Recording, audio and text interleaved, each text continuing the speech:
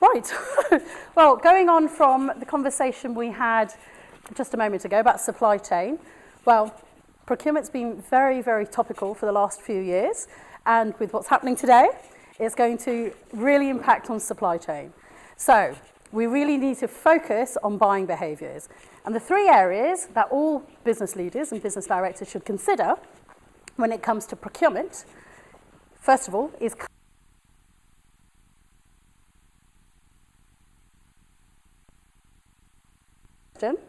do we have control of that spend? And do we have that control of that spend at all levels of our organisation?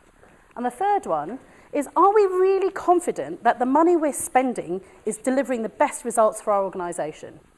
Now, if the answer is no to any of those, then hopefully my next 8 tips will help. They're not rocket science, but hopefully they'll help you on your journey if you've got any concerns of this area. Right. First one, planning ahead. Forward planning is absolutely critical. You can allocate resource to those areas that are going to deliver the biggest savings, the biggest opportunities. It also stops duplication of activities. So if you've got an organisation where you've got different departments buying different things, for example, marketing or stationery, it allows you to be able to get that oversight, analyse data. We've got some data gurus in the room here. So there's three top reports I would highly recommend you getting your finance team to pull.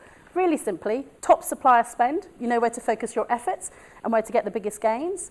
The second one is around spend fragmentation. So where you're buying the same thing from lots of different suppliers. By consolidating your suppliers, you're obviously going to get some efficiencies there.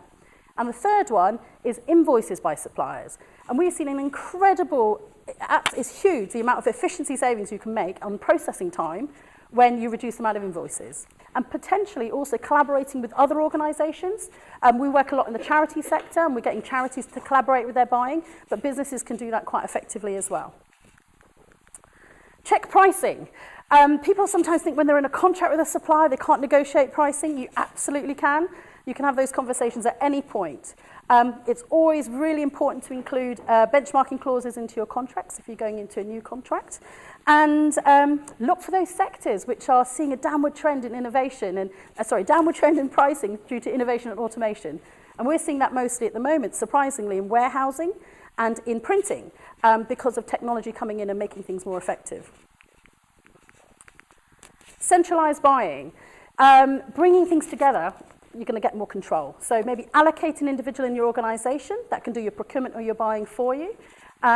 Put in a buying policy so that everybody knows where to buy and how to buy. Tail spend. Now this is ignored by so many organisations. It accounts for about 80% of your overall spend. 80% of the suppliers of your spend. And it's a way you can make really quick and fast savings. We have a program that we use called SMC, very straightforward, stop, move, and continue. Stop, well, the best savings you can make is not spending the money in the first place. Move, that is when you consolidate your suppliers, again, driving efficiencies, and continue. Continue where you want to use suppliers, use the opportunity to renegotiate your pricing and your contract terms. Engaging your team. Nobody knows your suppliers better than your team, and not enough people speak to the people on the ground.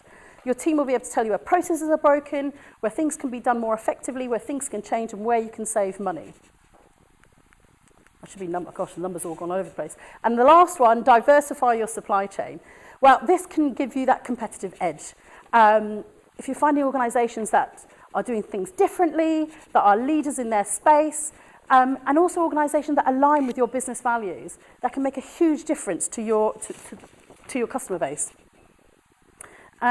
Finally, so what are the benefits of doing things differently with smart procurement? Now, typically, people always talk about bottom line.